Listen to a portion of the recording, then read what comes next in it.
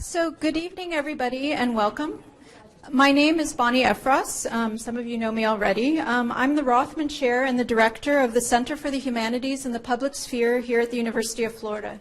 And it's my great pleasure to welcome you to the opening lecture of Professor Evan Selinger at our year-long series entitled The Work of the Humanities, Critical Thinking in Life and Labor. We'll open this evening with an introduction by Dean Dave Richardson of the College of Liberal Arts and Sciences.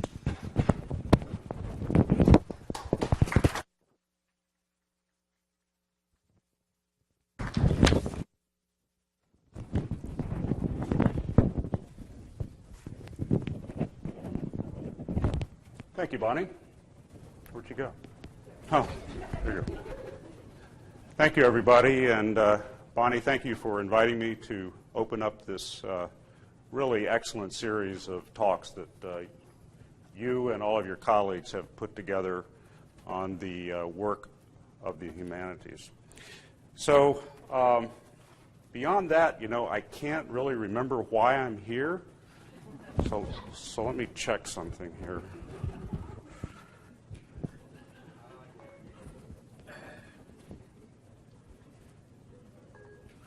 Hey, Siri, why am I here? Good question. Hey, Siri, what's on my calendar at 5:30? Today, you had an appointment at 5:30 p.m. Want to hear the details? Yes, definitely, yes. At 5:30 p.m., opening remarks for series work on the humanities and Evan Selinger's talk, Smathers 100. Thank you, Siri. Hey, Siri, thank you. Hey, Siri, thank you. Don't mention it. Okay. All right, so until I get an implant, I have to do, I now know why I'm here. This is really a great series, Bonnie, that you guys have put together. And sorry, I couldn't resist. So David Ferries, who's sitting over there, is the Associate Dean for the Humanities and is an enormous source of wisdom.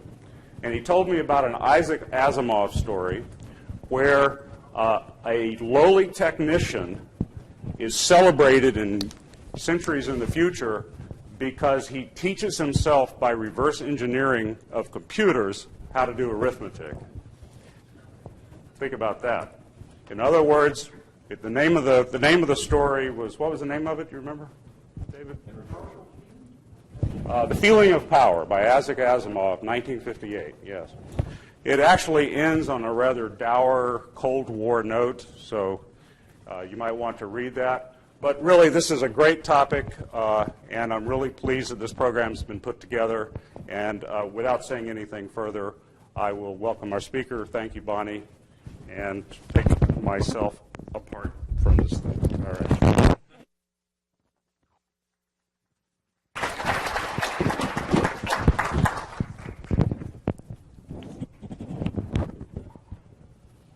This year, our speaker series is going to explore the changing workplace from the perspective of the humanities disciplines, which not only allow us to understand and adapt to those changes, but offer ways to respond to them and work at life in a world that's increasingly shaped by technology. Today's workplace is a rapidly shifting environment, and applications of digital technologies, telecommunication platforms, and robotics are creating new forms of worker interaction. Likewise, the global marketplace demands new skills of employees, administrators, and others who seek information from multiple generations, races, and perspectives. While innovation culture comes with an atmosphere of collaboration and excitement, there's also uncertainty about how tomorrow's leaders will innovate in these changing conditions. Over the course of this year's 6 lectures, our invited speakers will show us that it's the humanities that will help us to navigate this shifting landscape by showing us how to listen, how to analyze, how to argue, and how to negotiate social worlds. Adding an appreciation of the lessons of literature, philosophy, history, or religion to our daily work will also enhance that experience, improve the quality of that labor, and add value to it in ways that we never expected. Tonight's lecture by Professor Selinger will address the topic of consumer technology and the potential that it has to alter our lives in unexpected ways, and the reasons that we should be conscious of its potential effects on our personal relationships, civic values, and civic life in general.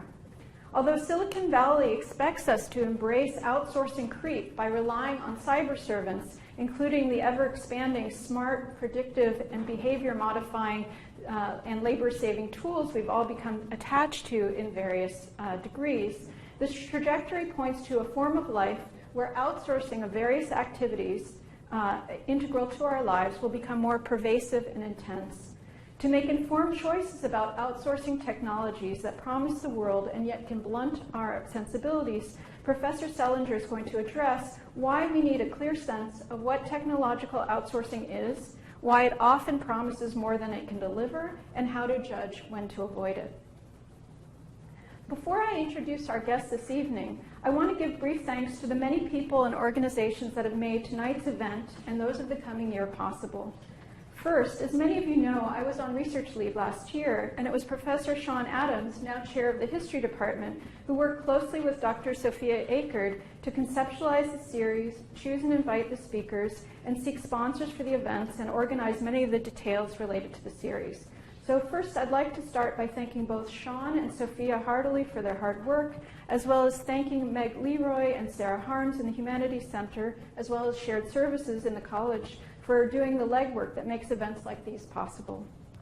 Our series is made possible by the Rothman Endowment and the Yavits Fund at the Center for the Humanities and the Public Sphere in the College of the Liberal Arts and Sciences, with co-sponsorship especially from the UF Informatics Institute, the Smathers Libraries, where we are tonight, the Honors Program, the College of Public Health and Health Professions, the Department of Political Science, the Department of English, the Philip Wegner and Marston Milbauer Eminent Scholar Chair, the Department of Philosophy, the Department of Classics, the Elizabeth B. and William F. Poe Center for Business Ethics, Education, and Research, the Albert Brick Professor, the Center for Women's Studies and Gender Research, and UF Research Computing. I know that's a lot, but I really want to thank everyone who's made this possible. And I also want to mention that tonight's lecture is organized in collaboration with the Dean of Students' Office for Conflict Resolution Week, and it's also a part of National Arts and Humanities Month. For more information about our series, you can go online. And I want to also let you know that our next lecture in the series will be on the 20th of November, and it'll be by Christopher Michelson on Narratives of Capitalism, Reading and Writing the Future of the Global Economy. And we've got flyers at the door as well as a sign-up sheet if you'd like to get onto our mailing list. And in terms of the structure of tonight's lecture, following the lecture there'll be a question and answer period. So please save your questions, for the end. So after long months of planning, which have grown more intense in recent weeks, it's very rewarding to see events like tonight's come to fruition. I'm very pleased to welcome our distinguished guest, Professor Evan Selinger, to Gainesville.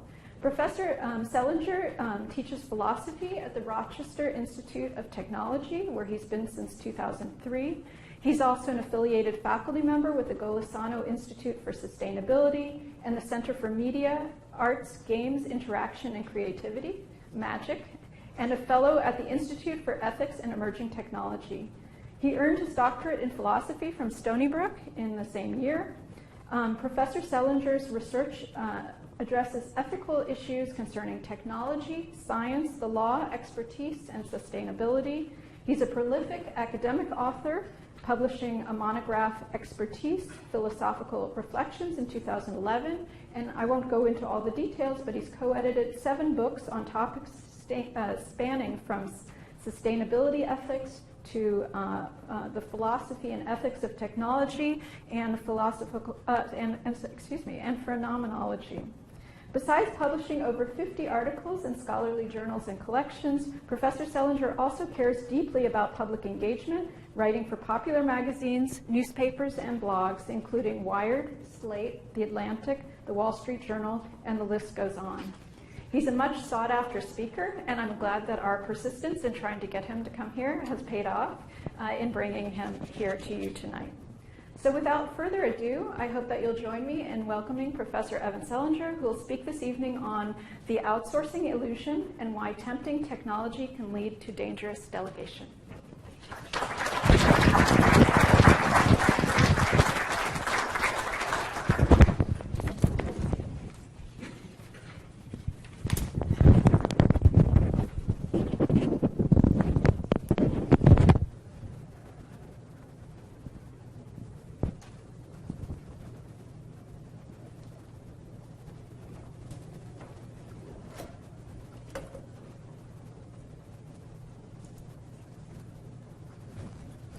So first, I really want to thank everybody for coming out tonight. I know evening talks are not the easiest to do. So the fact that this is a packed room filled with people who look like they are coming from different disciplines, students, professors, this is actually really, really nice. And in particular, I got to give a talk earlier today, and I am so pumped and excited about what's going on. I really do feel that the Humanities Institute here is poised to take a very serious leadership role in a lot of the discussions that are happening both here and outside. So this is, I don't know, I'm just very excited to be here. It's a great university with a lot going on. And so for the talk tonight, because I am so excited, not only am I going to talk about something that I haven't spoken about before, I'm giving a big picture talk. Earlier today, I did a very sort of small, privacy wonkish thing, right?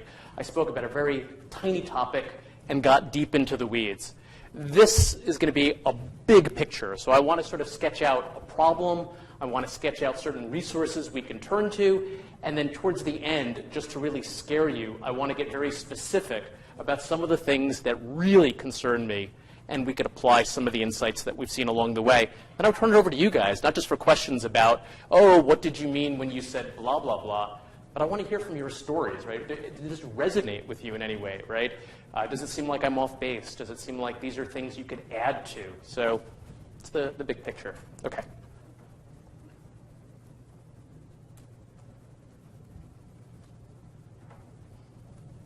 So the story begins.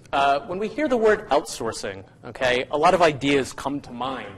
What I want to make sure is that we have a sense of the type of outsourcing that's very specific to the issues I'm going to talk about tonight.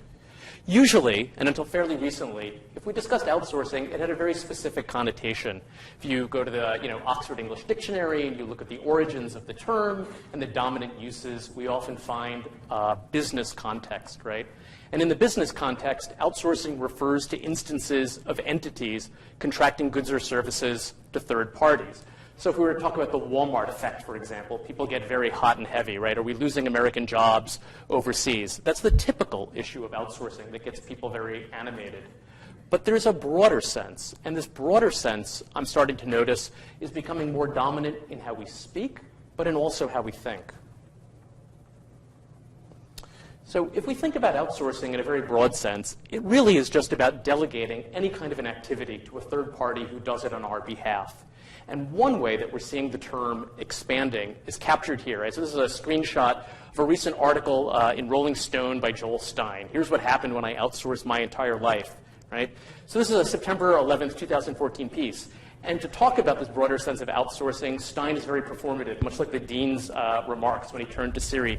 And Stein proudly declares how much of this very article on outsourcing he's personally delegated. So there he's talking about our new ability through a kind of a task economy to use apps like TaskRabbit, Fiverr, where we can contract out, right? Sometimes it's very small things, sometimes it's larger things. We could even think of Uber in this context, right? So there's a new kind of piecemeal sharing economy and a new piecemeal outsourcing economy. And so you find Stein and a lot of other people basically arguing that if someone could do a job for you and do it fairly inexpensively, and it's something that will free you up to do the things that you are better at, it's time to go outsourcing crazy, right? So there's that one sense of outsourcing. But there's also a more technological sense, and that was the sense that we saw when the dean used Siri. This is an op-ed from David Brooks back in 2007. And there, Brooks called this the outsourced brain. And he gets very excited. He's like, when I use things like Pandora, I don't have to just come up with recommendations, but I can outsource my aesthetic judgment to algorithms. And then when I use my GPS, right, I can outsource my navigation to algorithms. And he goes on, and he is so excited about this by the end, right? And, Brooks is, a very conservative kind of guy. I don't know if he's being a little ironic, but at the end of this, he goes, I am one with the external mind. Om, right? It's this kind of Silicon Valley Buddhism, right? But that's this other sense of outsourcing, right? Taking sort of mental activities or computational tasks, or even other kinds of tasks like recommendations, things that are normally done in a social way, but delegating them to a particular technology. So these are the two ways in which the concept of outsourcing is migrating beyond a more sort of restricted business sense. So why should we outsource? So people that talk about outsourcing, essentially at the end of the day, they zero in on a very basic idea from economics, right? The principle of comparative advantage. And the idea basically is if you're to think about what you're doing clearly and reasonably, you're going to want to do it efficiently. And if you can find an entity that can take over part of what you need to do and can do it in a way that you are now free to do the things you are better at, that mean more to you, there's opportunity costs if you don't seize that advantage. So to not outsource when it would free you up would be to suffer opportunity costs. It's about a certain type of maximization, right? Nice little Calvin and Hobbes cartoon illustrating it, right? You know, Calvin's not going to play the most hardcore game of football with Hobbes because he doesn't want to give up a sort of mobile or ambulatory adulthood. And there is an ethic deep down here. And we find people that talk about this in the kind of, you know, upgrade your life, life hacking, right? Life hacking has become the sort of dominant metaphor. And the idea is this whole do-it-yourself movement is sort of morally flawed, that there's something very outdated about it, very puritanical. It fetishizes doing a lot of work, but it's insufficiently critical about what types of work we should be doing. So we find quotes that, you know, the do-it-yourself ethic is incorrectly perceived as evidence of moral virtue or thrift. And they're saying we need to get beyond this way of looking at doing things for yourself when there are so many advantages to outsourcing the right kinds of things. Sounds good, except for when it isn't. And so we're starting to get a little bit of pushback, but I don't think we're getting enough, and that's what I want to talk about tonight. I want to point out a little bit where some of the pushback is happening, and then sort of articulate why I think there are bigger issues that we're not yet fully thinking through. This is a fantastic book. Anyone here happen to read this? It's a great, you did? It's a great sociological book. I can't recommend it enough. This book came out fairly recently, The Outsourced Self. It doesn't really talk about technology, which is what I want to talk about tonight. But what the author looks at is this idea that a kind of paradox has emerged, right? That we are so strapped thin for time, right? Most of us are working so much that the ability to attend to our needs, perhaps the way that we used to, you might say there's some nostalgia there, but I think there's more than a grain of truth, becomes incredibly difficult. So we're working so hard, and as a consequence, we're unable to do as much for ourselves, and a whole series of services jump in to fill the vacuum. We've got everything from not just housekeepers, but we have party planners, right? We have so-called wantologists, she talks about. If you don't know what you want, you can actually find an expert to do that for you. And in this book, she looks at why this paradox of working so hard to have to pay other people to do incredibly intimate things for us, right? Why that is so complicated and whether we're as happy for doing so as we think. And she points out a lot of difficulties. When you turn market relations and use a market logic for things that we used to want to do in our own private sphere intimately, not only are you accepting some of the market values into our private lives, but as we become a little ambivalent or uncomfortable, people have to go through great lengths to not feel guilty about it. So there's a whole dance of emotional labor when you can't watch your kids and your babysitter, who becomes your nanny, is setting up all kinds of things and has to make you feel like you know more about what's going on with your kids than you really do. And then they start having expertise that you don't have, so you think you need them more than yourself because a good party planner can plan a better party for your kid. So she looks at all of these cases where the market is beginning to keep expanding. So there's more and more market opportunities for us to outsource to. And she wants to look at sort of essentially what happens when we start thinking that economically about very intimate and private things. So I think it's a fantastic book, but it doesn't talk about technology. Because it doesn't talk about technology, I think it leads us with a lot of area that still needs to be covered. This is a recent article in TechCrunch, and I really liked it, right? For me, the powerful message on here was aim higher than butlers on demand. So the author is talking about how we're developing all of these outsourcing tools, but who do they serve, right? The people that tend to be the biggest beneficiaries are people that are wealthy, that, you know, not only do they have time on their hands, but they don't want to do anything. And so she says, but does it really help to just sort of criticize, right, the new service that will pick up your dry cleaning so you don't even need to drop it off and get it back to you in 2 hours with an exotic chocolate chip cookie that you want from another side of town? She's like, it's not enough just to point out the way that these things have had a classist dimension to them. We should aim higher, she says. So she talks about her own life and how having limited resources and time, it would be nice to sort of, in a good way, democratize this sort of service. So I think there's good political messages there, right? I mean, I do think there is a sort of elitism to the way that some of these work, but I think that's only part of, that's only tip of the iceberg, right? There are some deeper issues that need sorting through. And that's what I want to talk about tonight, right? The fact that it's not just about services, it's about certain kinds of technologies that fundamentally alter how we think, how we behave, how we relate to one another, and it's not just about thinking about these in class terms, although those dimensions are there. Okay.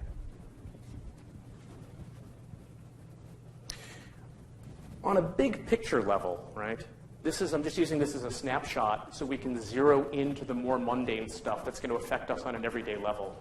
When it comes to outsourcing and ethics, the two big hot button issues coming out of, really the high-tech sector are going to be self-driving cars and drones, right? If you've been reading any of the reports, it's not just about self-driving cars being optimized to be safe, but the very possibility of creating safety with a self-driving car is inherently ethical. Ethics are going to need to be baked into the dashboard, so to speak. If you're in a self-driving car and you're going down a road and all of a sudden there's a bus coming at you with a bunch of school kids in the opposite direction, and that bus is having a mechanical failure, and there has to be a split-second decision about, do you kill the driver or do you risk killing the kids? If the car is making all of these decisions, that's just one kind of an example where some sort of ethical calculus, is it going to be some utilitarianism or something else? It's got to be built in. We can't get the practicality right without introducing ethics into it and outsourcing the ethical decision making.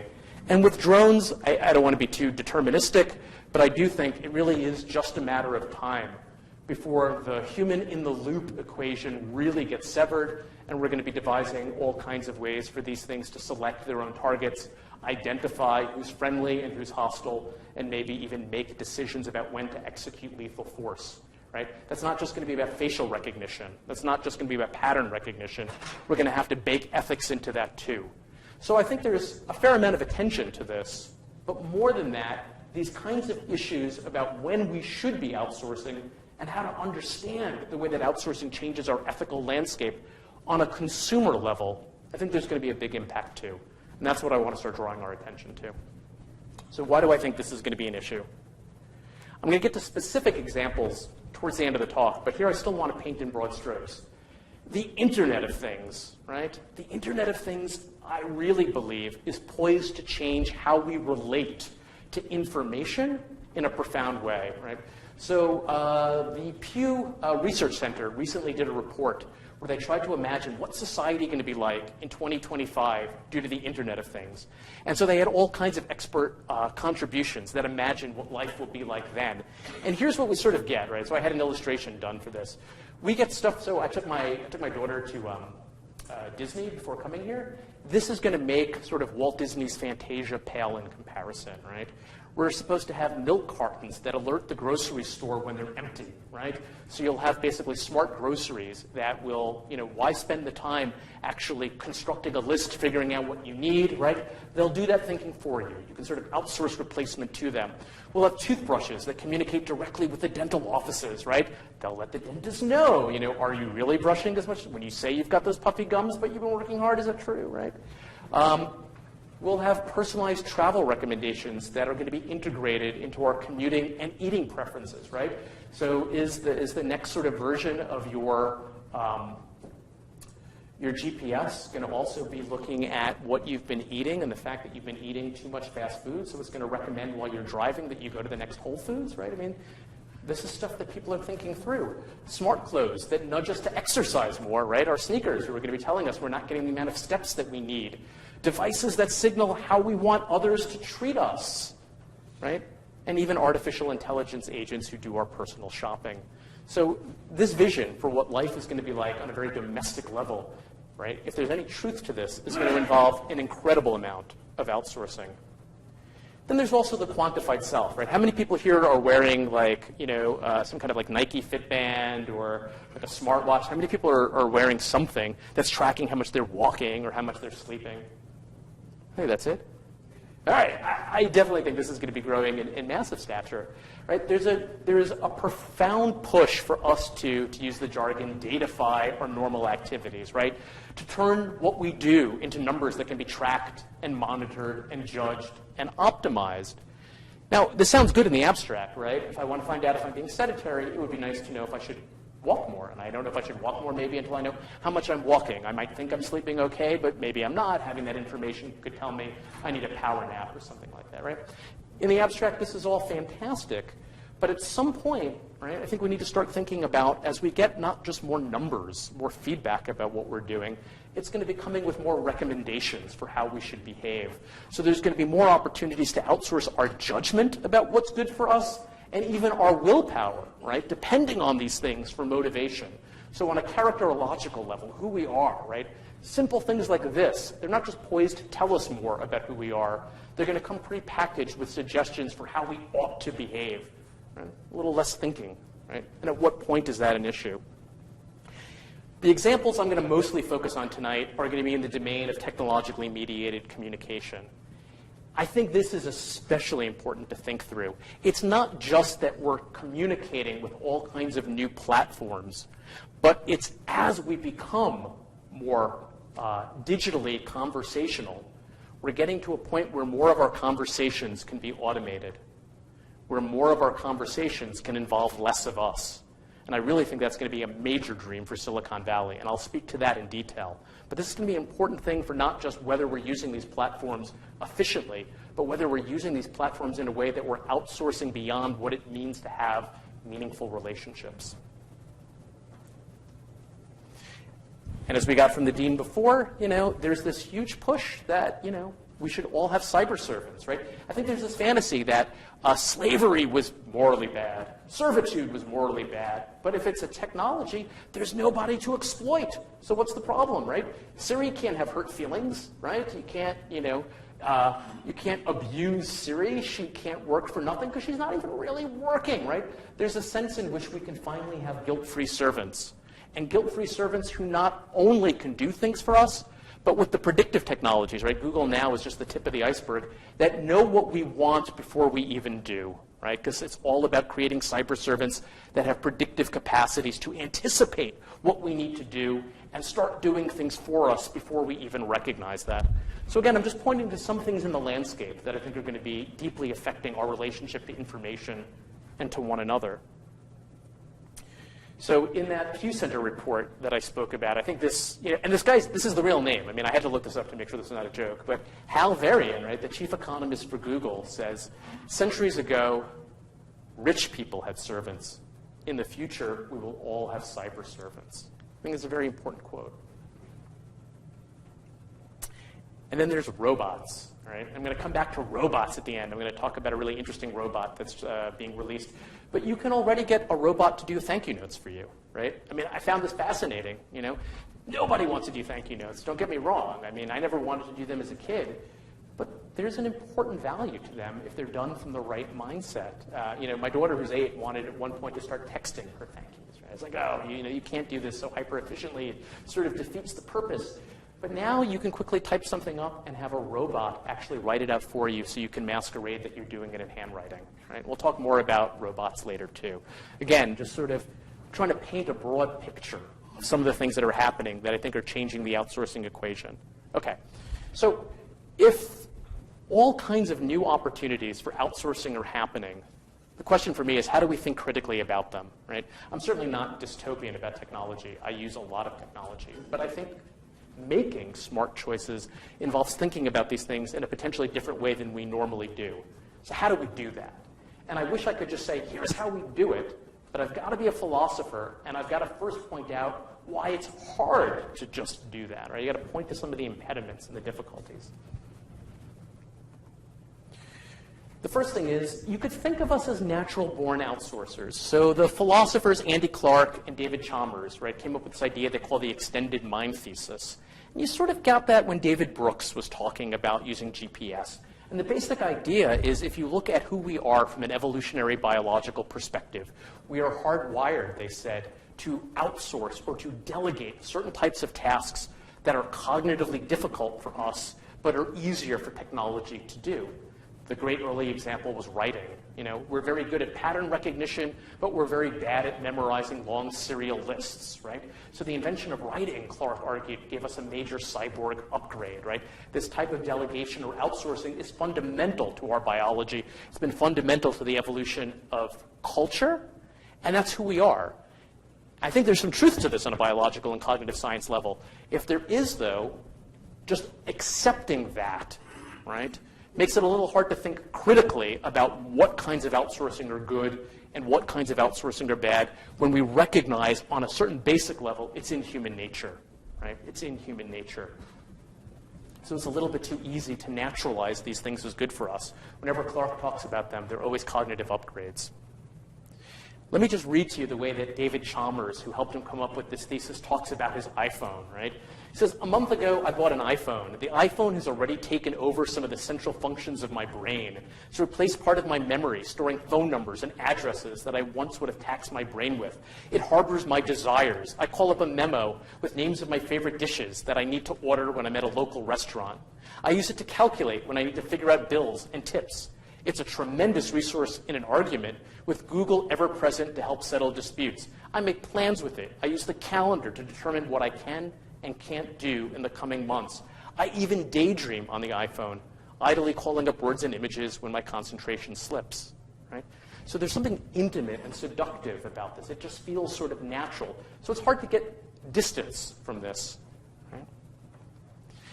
And I just want to mention a Supreme Court case that's very recent, right? Riley versus California. And I think this sort of takes the kind of extended mind thesis to somewhat of a legal level, right? So in June of this year, 2014, the Supreme Court handed down its decision in Riley versus California about whether or not police officers needed a warrant in California to search people's cell phones, right?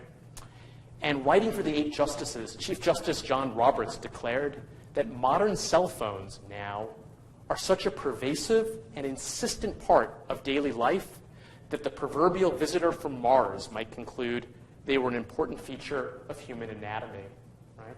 So the justices begin recognizing just how integral and how essential and how integrated this technology has become. I think from a Fourth Amendment perspective, they absolutely made the right call. But again, this is another example of just how hard it is to get any distance from these things. They've been naturalized, right? And now we want legal protections for them. There's all kinds of other examples, right? You could take what the French sociologist or philosopher, depending on, how you want to classify him, Bruno Latour says, we've always done this. We've taken social functions and we've delegated them to material goods. We're just not always aware that that's what we're doing. So he gives the example of speed bumps as, he says, in French, they were originally called sleeping policemen, right? Because how are you going to get people to slow down, right? You could post a sign. Well, are people going to listen to that? Maybe, maybe not. You could post a policeman who's watching, right? So people get scared about getting tickets. Or you could use essentially material constraints that make it very clear that if you don't stop, you're probably going to, damage your car. So we're used to doing this. There's nothing new about that. It's commonplace, right? You could even think of a revolving door as a, embedded doorman or something like that, right? So this also makes it hard to get enough distance. I'm going to point to some big examples in just a moment, but I'm trying to, in painting this picture, suggest that things are going to be changing rapidly. And that means we need to develop our intuitions now. To use a sports metaphor, it's about doing ethics on the offense. Because once certain changes happen and infrastructure is in place and people are used to doing things, it becomes very difficult to make decisions that go against that, right? I gave a talk on privacy earlier today. So you might say, well, Selinger, right, you're all into privacy. Do you still use Facebook? Hell yeah, so of course I use Facebook, right?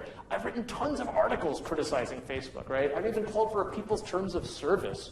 But at the end of the day, the social costs of not being on that medium are so high that the ability to opt out is very slight, right? So once certain changes happen, it's very difficult to course correct.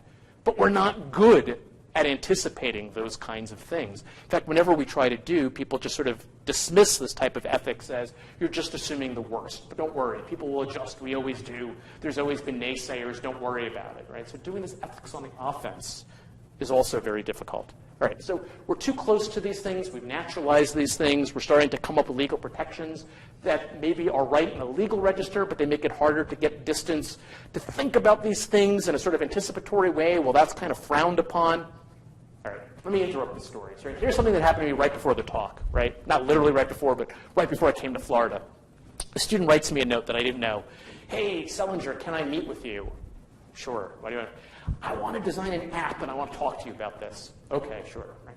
So I go to meet with the student. She's a graduate student coming out of, I think, design. And she said, listen, you know, I heard you think about these things. I want to design an app, right, for my project this year that helps people be less rude. Something that sort of maybe integrates with their calendar, that knows that you're in a meeting, so you should be checking your phone less, and it kind of, you know, prompts you if it notices that you're on it too often, right? In other words, she wants to outsource etiquette. Now, if a random student at the school that I teach at wants to do this, and at least as a proof of concept, will certainly pull this off with her project, right? You can only begin to imagine what's going on in Silicon Valley, right? I mean, this is, you know, just one student with limited resources. So this vision of outsourcing, it's really in the atmosphere. Okay. There's another difficulty, right, of trying to figure out the stuff that I'm going to be talking about. Ultimately, the concerns that I have are ethical, but ethical in the sense of who we are as human beings, what kind of character we have, right? Whether we're able to be proud of what we do, what the meaning of our relationships are, and none of that stuff is easy to measure. In fact, maybe it's unmeasurable, I'm not sure, but at the very least, it's a lot harder to measure than all of the big data that's being used to sort of outsource the stuff that we're doing. So whenever you talk about this, people tend to undervalue the kinds of values I want to talk about, because in a world that sort of fetishizes and objectifies data, the stuff, people have values and things like that, but, you know, if we do a cost-benefit analysis, right, we can't place too much of a premium on it. And then ultimately, there's the problem of death by 1,000 paper cuts, right? You know, if changes are profound, they don't happen all, it's not a guillotine, right? It's not like the outsourcing executioner comes and everything happens at once. As I'll show or argue in a little bit, it's a little bit here, a little bit there, and a bunch of things that seem disconnected. And it's very hard to see the big picture. And when you can't see the big picture, a little bit here and a little bit there and a little bit there, at some point it all sort of scales up. But until you get sliced with the laceration of 1,000 paper cuts, particularly if you can't do ethics on offense, it's very hard to register and notice.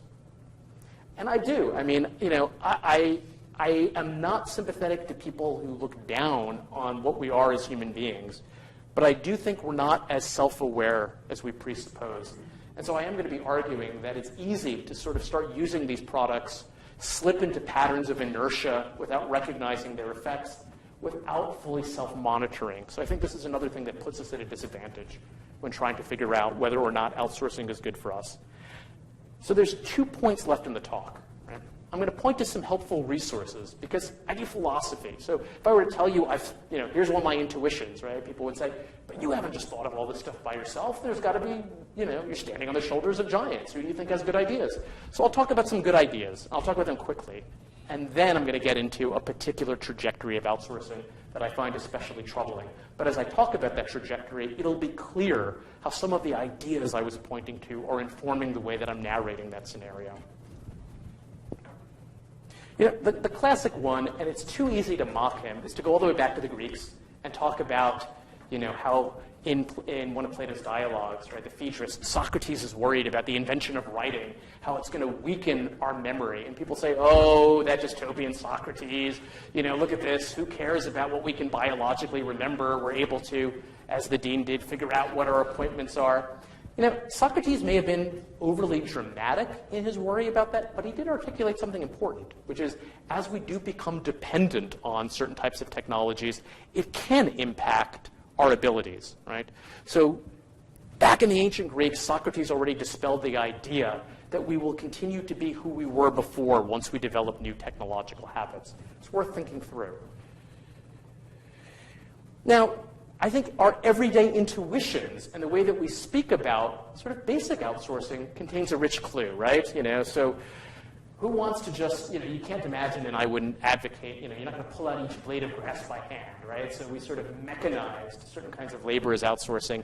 And at this point, we don't even need, in certain contexts, the physical labor, right? The Roomba can sort of figure it all out for us. No one's going to take a moral stance against the Roomba. But I think as this Calvin and Hobbes cartoon illustrates, sometimes we do talk about outsourcing going too far. And what we're really talking about is not the loss of this particular physical labor, like, oh my God, if I don't mow my lawn, I won't be ever physically involved. But we talk about it in the way that we would talk about character, right? When Calvin's dad, basically admonishes him, right? What kind of a person are you going to be if you don't do these things? We do recognize that the less we do for ourselves, this can impact the type of person that we are. And even when it comes to physical labor, we can think about things, I certainly don't want to rewind the clock or romanticize hard work, and there's certainly a first world problems to all this. But there is a sense that experiencing hard work firsthand, it does help you develop a sense of gratitude and an appreciation of the hard work that other people do. I think of this as a parent a lot, right? I try to create a world where my daughter has the type of childhood I didn't have, but maybe I make things too easy for her, right? And I don't know what the impact of that is going to be. So when we hear these kinds of things, we begin to get clues that there are certain aspects of character that are at stake. Although I'm going to be talking about deep emotional things, I think we also get some resources for thinking about those emotional things when we start looking at how people have already criticized some intellectual skills that are being challenged by outsourcing. Again, I'm not as worried about these, but I think they provide some clues for moving to the topics I'm interested in, right? So we can think about a GPS. Look, I love my GPS, right? I have a terrible sense of direction, right? If I could have a GPS implanted in my brain, I would certainly do that. But maybe there's something sad about the fact that I've taken advantage of this convenience. So a number of people are beginning to write about problems with GPS. And again, I don't want to dwell too long on this, but I think it's illuminating for the bigger picture, right? So here's something from Nicholas Carr, right, who's got a new, I can't recommend this book highly enough. His new book on automation, The Glass Cage, I think is fantastic. So Nick Carr says, if you've ever found yourself lost or going around in circles after following a flawed or outdated directions from a GPS system or other digital mapping tool, you felt the effects of automation bias. Even professional drivers can display a startling lack of common sense when relying on satellite navigation. Ignoring road signs and other environmental cues, they'll proceed down hazardous routes and sometimes end up crashing into low overpasses or getting stuck in the narrow streets of small towns, right? The Office had a great spoof on this, right? But there's other real cases, right? Seattle in 2008, the driver of a 12-foot-high bus carrying a high school sports team ran into a concrete bridge with a 9-foot clearance while following GPS instructions. The top of the bus was sheared off, and 21 injured students had to be taken to the hospital. The driver told the police he didn't see the signs and flashing warnings about the low bridge ahead, right? So busy focused on the GPS. There have also been studies about whether reliance on these tools impacts the sort of neural structure of our brains, right? And here I'm a little wary about talking about these things because I certainly don't have expertise. And so it's easy to cherry pick studies that seem to sort of suggest what you want them to suggest. But there are debates, and there was a famous paper about whether cabbies in London who began to rely on GPSs as opposed to using their own sort of abilities to read maps, look for local cues, did have literally a change in their brain structure, right? And the paper actually argued that the answer was yes. Right? So there might be some biological effects of relying on these things. And then there's a sense of what philosophers call practical agency, right? The sense of what it means to feel like you're an active person as opposed to a passive puppet, right? Someone who just lets things happen versus someone who is in the world and deliberating and choosing, right? Who has some sense of not just being mere passive receptacle, right? But we're actively doing things. And so the philosophers Hubert Dreyfus and Sean Kelly actually call a GPS dehumanizing. Now, again, I'm not going that far, but I think it's revealing to think about how they talk about it. They say it trivializes the art of navigation. It leaves us without a rich sense of where we are and where we're going. They say a GPS trip may be an efficient way to bypass logistical planning, but it deprives us of perceptual skills and intellectual agency, right? And so there's an article that came out in The Atlantic about a year or two ago. It's called The White Cane is Technology. And this woman, Sarah Hendren, who's like, I love technology, but man, like this experience is making me rethink stuff. She said, on a solo trip to San Diego, I realized I was using my phone's map application with spoken cues to make the same short trip between my hotel and a conference center, just 5 minutes away, several days in a row. I was really just willfully turning off the sphere of perception that I relied on heavily most of my life. I made no attempt to remember landmarks and relationships or the look and feel of roads. I've always rejected the Luddite's knee-jerk certainty that the good life is being eroded by new technologies, but I think it's reasonable to say that outsourcing my multimodal responsiveness and memory and asking a machine to tell me how to get there, it may be impoverishing my overall sensory experience. So I think there's some other resources we could just think through. I just want to mention another couple, and then I'll talk about the examples that I think for me really set my spider sense off, right? If we go back to the ancient Greeks, Aristotle recognized in some sense we are what we do, right? So if we're going to be outsourcing different things and doing it more often, we're going to be developing different kinds of habits. And with different kinds of habits, we become different kinds of people.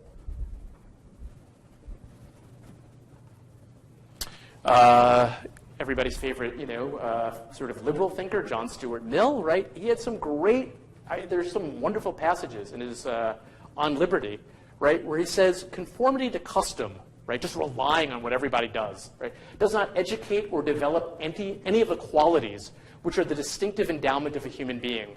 The human faculties of perception and judgment, discriminative feeling, mental activity are exercised only in making a choice. The mental and the moral, he says, like the muscular powers, are improved only by being used. So another one of these people, we could think about this in conjunction with Aristotle of use it or lose it, or if you're not using it all, you're not going to be developing it. So even these seemingly mundane things that don't seem like they're a big deal, they might make a very big impact when we stop doing enough of them.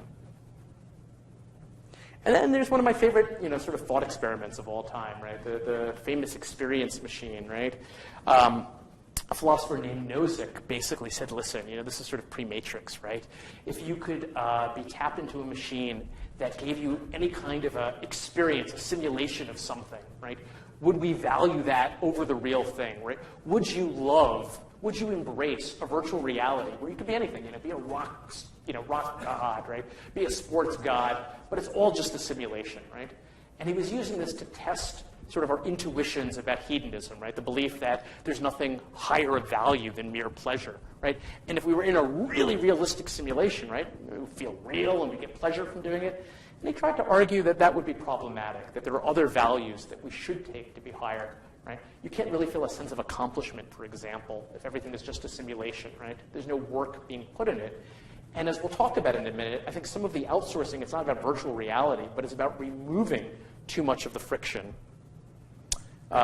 Speaking of friction in the philosophy of technology, a philosopher named Albert Borgman has got a whole philosophy on this. I can't recommend this highly enough if you're interested in the kinds of things that I'm talking about. And in the legal literatures, we see ideas that are resonant with this too. So in a fascinating paper, right, a legal philosopher named Ian Kerr, he talks about what was happening when the digital rights movement began to lock things digitally, right, making it harder to copyright things based on code. And he actually made a comparison, which is Apple, I'm in Florida, to Disneyland's Autotopia, right? He says, this kid's ride gives you the illusion of being able to drive, right? But of course it's just an illusion, right? Because it's stuck on the track. And he argued the problem with the digital rights movement when it becomes being policed through locks and code is that it doesn't really give us an opportunity to make any moral choices. That he thought this was problematic from a virtue perspective. And I think we're getting some science fiction warnings, right? And it's easy to say, oh, well, it's just science fiction. But I think the movie Her, if you haven't seen it, definitely go see it, right? But to me, this is the movie that is the warning against outsourcing too much, right? The typical sort of like film critics take on Her, I think, focused on the wrong thing, right? So Her is about, time set in the near future, and the protagonist, Joaquin Phoenix's character, right, sort of falls in love with his operating system, right? This sort of Scarlett Johansson version of Siri on steroids, right? And we're supposed to go, oh, are we going to start falling in love with our devices? I don't really think the movie is fundamentally asking that, although that's part of it, right? If you pay attention to the movie, the character himself, right, the main character, is a ghostwriter. He writes letters, like apology letters and thank you for other people. He's already somebody that does outsourcing. And the more dependent he becomes on this technology, the less he starts doing for himself and the less of himself there is to value. So it begins small, right? He starts, oh, Samantha, help me finish writing these letters. So he delegates even more of his ghostwriting to her. It doesn't have to credit her because she's just a machine. But then later he's feeling sort of emotionally distraught. He can't get out of bed. So he has her motivate him, right? She's the external willpower. And then he's running around like, haha, I'm with my little phone. But there's something really sad at that moment of being so dependent on that boost from the outside. He starts having her scan his emails because he thinks some of it might be troubling to read. And by the end of the movie, his dream of becoming a writer, because he can't actualize it himself, well, he's got his operating system to go through all of his writing, pick out his best stories, because he doesn't have the internal judgment to know which ones are good, and then send it out to a publisher who's like, oh, we'd love to publish you. But what does it mean to become an author at that point if all this other work has already been outsourced, right? Should he really feel entitled to go, wow, I scored. Who's the I here? Where does the app end and the person begin? So now let me get into some very clear examples, right? Now that I've painted this broad picture. So I'm just going to focus on one trajectory, right? I want to focus on one pattern that I'm seeing emerging. And this is a pattern about outsourcing communication. And I think this will help sort of make sense of what I've been alluding to so far, okay? And I want to talk about a number of different examples because I think this is where the difficulty is.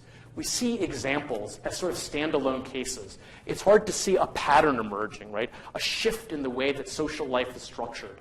So yes, I might be cherry picking my examples. There's certainly value laden to illustrate my point, right? The data set is small, but I think they're very revealing. And I think putting them in the sequence that I'm going to do will show you that we're creating a continuum of outsourcing on this interpersonal communication level that starts off seemingly small, but then it gains speed, and the intensity ratchets up to, I think, a very disturbing level. But it's easy to miss the disturbing level once we've become desensitized through some of the smaller things happening. So let's start off with spell check and autocorrect, right? This is like the beginning of the continuum. This is on the small side, right? So we started off with spell check, right? Our words would be underlined, right? And that didn't seem like a big deal, right? Because we could either sort of, recognize that we're misspelling them or not. We could look at them against other suggestions.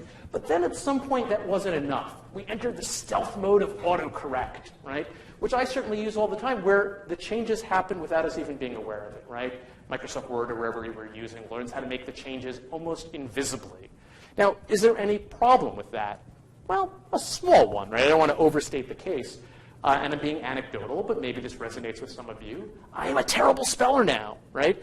I mean, I was never great, but now I am so lousy because I have been so accustomed to using autocorrect that if I have to write out something by hand, I often have to take out my phone and go to Google to make sure I'm not spelling something wrong. And my 8-year-old daughter, I'm always embarrassed if I have to write something on the fly in front of her because I'm like, wow, you might be better at spelling this than me. But this is just an intellectual ability, right? I don't think too much of our humanity is bound up in our spelling capacity. But it's still something to think about at the beginning of the continuum. Now we move up, right? We've got Bro app. I wrote about this for Wired last year. And there's other apps like this. This app was very kitschy. It was a bit of a joke, but I think a bit of a joke in a way that's very serious, because I spoke to the people who created it, and their ability to articulate what this app was about in terms of changing technology was incredibly detailed and very thoughtful. So what was Bro app, right? Bro app, here's the idea, right? Let's say, I'm going to make this in the gendered way that they talk about it, although they say that women can use it too, but to get the full bro effect, right? You got a girlfriend, but, you want to hang with the bros, right? I mean, you don't really have time to constantly send your needy girlfriend texts that tell her, like, I love you, I'm thinking about you, right? Because you want to hang with the bros. So what Bro app does, right, when you download the app, is it has a bunch of pre-formulated texts you could send, a bunch of messages, and a drop-down list. Now, they're pretty cheesy and lame, but that's a design bug. That doesn't mean we couldn't do this better. It just means this is what they iterated. So you get a pre-select list, so you could, thinking of you or what have you. But even more than that, you could send it on a time delay. You could load up all of your texts at the beginning of the week and set it so that they will come Later in the week, you're setting it up asynchronously, but the person receiving it doesn't know that. So she thinks, man, this guy loves me. He's thinking about me right now. And it even comes with a great lock system, right? It's got they claim it's got a certain type of geolocation in it so that if your significant other comes too close to you, your phone will recognize that so it doesn't inadvertently send one of the automated messages so that she's like, how did you just send that to me? You were standing right next to me, right? Now, a bro app for the bros, it seems sort of kitschy, but here's the amazing thing. When I wrote about this, I was shocked at how many people said, well, what does it matter if I'm using it? I'm still selecting it from the drop-down list. I'm still selecting it. But are you still selecting it, right? We have inertia, right? If you make things very easy for people, it's very easy to choose. Oh, what does it matter if I send it in real time? People said, it's like a calendar. Right? Don't we send reminders to ourselves? This is just a more efficient version of the reminder system. It's the reminder with, what would it matter if I if I filled my calendar with notes, right, text your girlfriend, text your girlfriend, text. But we also would never do that. Right? But if you have an app that makes it frictionless to do this, to outsource that correspondence, right? I think for some people it's going to be incredibly tempting. Right? And again, some of the responses I got to this were like, why do you even care? This is no different than how we normally communicate. Let's talk about the LA Times share lines, right? They sort of did this first, and now other people are doing this. And again, I'm not saying in and of itself this is catastrophic, but I do think we need to think about this. So how does the LA Times share lines work? So the people of the Los Angeles Times, when they revamped their website, they had a great idea as they thought about it. They're like, in the age of social sharing, people like to signal what they're reading before they even read it. Maybe they don't even read it, right? Sometimes we just tweet stuff out so that other people, think that we're reading stuff. So they're like, why don't we create little summaries in front of every article? In fact, this screenshot that I took was the share lines of the editor's introduction to share lines. So even the introduction itself had 3 share lines. And they're associated with social media buttons. So you can outsource your take on this. It's not as if the recipient sees that you're doing so. In and of itself, is that catastrophic? No. I mean, if people think you wrote it yourself, maybe there's a little bit of implied, duplicity, maybe not. But I'm a fan of Twitter for things like getting you to formulate your ideas and have conversations. And I like the constraints of 144 characters. It gets you to think, right? But here's an incentive to not do that, right? To just sort of outsource, and to do it in a way that's descriptive and not judgmental, right? There's no arguing about what's going on here, right? It's just laid out for you in a very bland, cookie-cutter way. I think once you start thinking about this, we can even begin to recognize that shortcut forms of expression are ways of outsourcing, right? So I wrote a piece when Facebook started coming out with its sort of drop-down list of emoji, right? And I'll tell you what has bothered me a little bit, right? Again, thinking about this from this outsourcing perspective, right? Twitter is great because 144 characters is sort of like a blank canvas. It really, if you're going to tweet well, there's an art form to it. But what this is encouraging you to do, and of course Facebook wants you to use one of these because figuring out your emotions, right, sentiment analysis is very difficult computationally. But if you can get people to sort of tell you how you're feeling in a pre-coded way, it makes their job much easier. But beyond that, on a kind of communicative level, the easier it is to select from something prefab, the easier it is to start speaking in this kind of cookie-cutter way, right? Almost through the Facebook parlance. And I think this issue becomes even more salient right now with predictive text, right? So I wrote this piece on predictive text, and then the New York Times gave it this fanciful, will autocorrect steal your soul, which is not what I was arguing, right? But so predictive text, which is the new feature with iOS 8, right? Here's how they market it, right? We're taking prediction and autocorrect to the next level. That smart software will learn how you speak to different people. It will be contextually sensitive. It'll learn how I talk to my wife and my daughter and colleagues.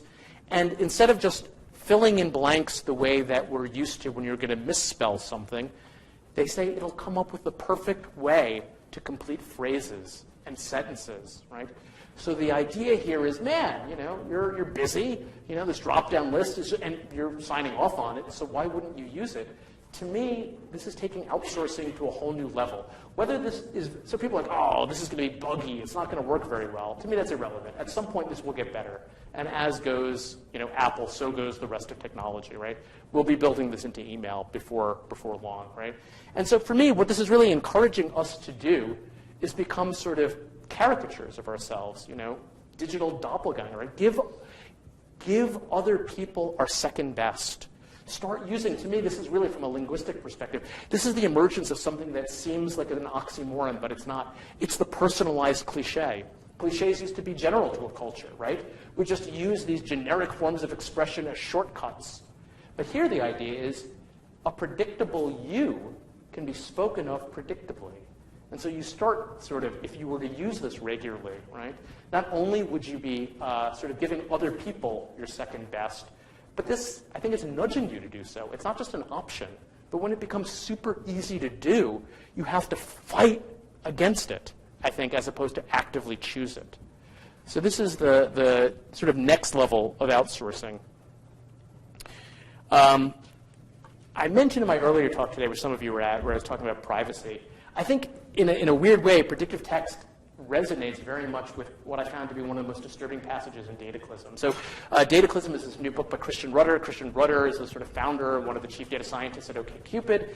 And so at some point, Rudder is talking about how people use the site, and he's like, let me tell you something. If you craft individual notes to people, it's very inefficient. He's like, I've looked at the data, and people who sort of cut and paste, man, they're able to be much more efficient in getting people to respond. So here's a quote, right, from Rudder. He says, site-wide, the copy and paste strategy underperforms from scratch messaging by about 25%. But in terms of effort to results, it always wins. It's many times more efficient to just send everyone roughly the same thing than compose a new message each time. I've told people about guys copying and pasting, and the response is usually some version of, that's so lame. When I tell them that boilerplate is 75% as effective as something original, they're skeptical. Surely everyone sees through the formula. Let me tell you something. Nearly every single thing on my desk, on my person, probably in my entire home, was made in a factory, along with who knows how many copies. I just fought a crowd to pick up my lunch, which was a sandwich chosen from a wall of sandwiches. Templates work. Innovation is using a few keyboard shortcuts to save time. And I find this kind of disturbing. I mean, not only is it comparing human beings to a sort of sandwich, right? And I'm not saying we all need to order artisanal sandwiches, right? But the point is, it's fine when we want a sandwich. And maybe, just maybe, if we're beginning dating online where you don't know if the person's going to respond to you, so you're not amping it up to a level of commitment, maybe that's okay too. But he never says at any point it should deepen or get better. And what this really represents to me is it takes the logic of efficiency from business, and it's showing that this level of instrumental thinking not only belongs, should be guiding our interpersonal relationships. And I think that's pretty much what predictive text is encouraging too. Okay, we've got 2 examples to go. Jibo. Has anyone actually seen the ads for Jibo? You have? Okay, you have. So Jibo is being hailed. I have to say, whoever was on, so Cynthia Brazil, who's an MIT robotics professor and sort of a leading expert in social robotics, this is her baby. Whoever she has on her marketing team deserves their weight in gold, because somehow this little robot coming out in 2015, which she was taking advanced orders for, stories about it, which are basically infomercials, were everywhere. The New York Times, everybody. Oh, Jibo, this is going to change social robotics, right? So Cynthia Brazil advertises this, and she runs a startup campaign. Her goal was to hit $100,000 in pre-orders. I think she raised nearly $2 million in a very short amount of time. What did people want from Jibo? Well, Jibo, when you look at how Jibo performs in the little video, it's sort of like a robot. It seems like a very cute robotic version of Siri, right? So it's taking pictures of the family, but then things get really interesting really quickly. So at one point, the parents give Jibo to play with the kids. So it's telling the kids stories and so on, and the kids, oh, Jibo, you're so awesome, right? Now, not that we haven't always had very animate, or not for a long time, we've had very animate toys, right? I mean, we think of everything from Teddy Ruxpin up and through whatever, and maybe this won't be any more interesting than that. But here's what I posit as interesting from an outsourcing perspective. If you use a Roomba right, a sort of automated cleaning system, are you going to pre-clean for your Roomba? I would argue most people wouldn't. Why? Because the whole point of using the Roomba is so you don't have to clean for yourself, right? Why do the very thing that you're outsourcing? Do people pre-clean for human house cleaners? The answer is yes. Why do we do that? It seems very inefficient, right? If I'm going to pay you to clean my house, the last thing I should do is clean for you so you can clean my house, right? So why do we do this? Why do we not elevate efficiency to the highest value? Because the person who cleans our house isn't just an automated cleaner. They're a human being who can make judgments, existential and moral judgments about us, right? They could think, my God, what a slob. I can't believe this person is so disgusting, right? But the Roomba can't do that, right? I wonder, this is just an open hypothesis, right? Will it be easier for parents to outsource spending time with their kids to something like a fully functional Jibo?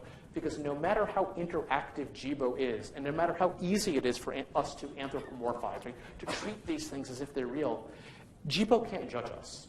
I don't think people are going to feel like Jibo does. There's nothing, I don't know, it's an empirical question, but I don't think Jibo will feel existentially resonant. I don't think parents will be like, oh, no, Jibo's going to worry that I'm, giving my kids to it, for 5 hours a day. It lowers the guilt. It lowers the emotional obstacle to doing certain kinds of outsourcing, right? No one seems to be talking about it. Oh my God, Jibo's just going to be awesome. And then, at the end of the Jibo commercial, it brings us back to predictive text, right? Guy comes home, it's like, Jibo, I'm hungry. And Jibo's like, oh man, how about the pizza that you always order? And the guy's like, right, and so Jibo orders pizza. Again, it seems very innocuous. It doesn't seem like a big deal, right? It's freaking pizza. And we are creatures of habit sometimes. Maybe we all order pizza on Thursdays from the same place, whatever it is. But here's the thing, right? Thinking about the future is one of the things that really defines us as human beings. I mean, not that animals don't think about, unless you could predict what was going to happen, right, you would be destroyed, right? I mean, so you have to have some sense of cause and effect. But what do we do when we think about the future and we do it well? We make life planning, right? We sort of see the present in terms of the broader implications of the future. Maybe we get really deeply existential. We think about the finality of it all, whatever it is. How do you think about the future? I don't know. You think about the future by thinking about the future, right? And so I think there's an empirical question here. If we start delegating and outsourcing more thinking about, so Jibo, oh, don't even think about what you want for dinner or where to order, I'll do it for you. Maybe that's inconsequential. Maybe that frees us up to really think about the important things, right? When we can spend time doing the things in the future we want to do, and we can really think about how to save money and all that. But I don't know, right? There's new opportunities on an everyday level that seem innocuous and unimportant. But the more of those that we give up, I don't know if at some point, right, it sort of scales up to our ability to have a future orientation, right, to be directed towards that. So Jibo does both. And here's my sort of last example, and then I'll make a final point. A few years back, Google took out or applied for a patent to automate our social media voice, right? It's an article I did for Slate. So what are they trying to do? Maybe they were patent trolling, I don't know. But I'm going to take them seriously. And so the idea was this, right? You're really busy, right? And so predictive text isn't going to cut it either, right? So you can't respond to all of the information on your social media feed. What are you going to do? You can ignore people. Their feelings get hurt. That's no good. Well, what if we have software that can predict appropriate responses to different things, right? So someone's like, hey, I got a new job as their post, right?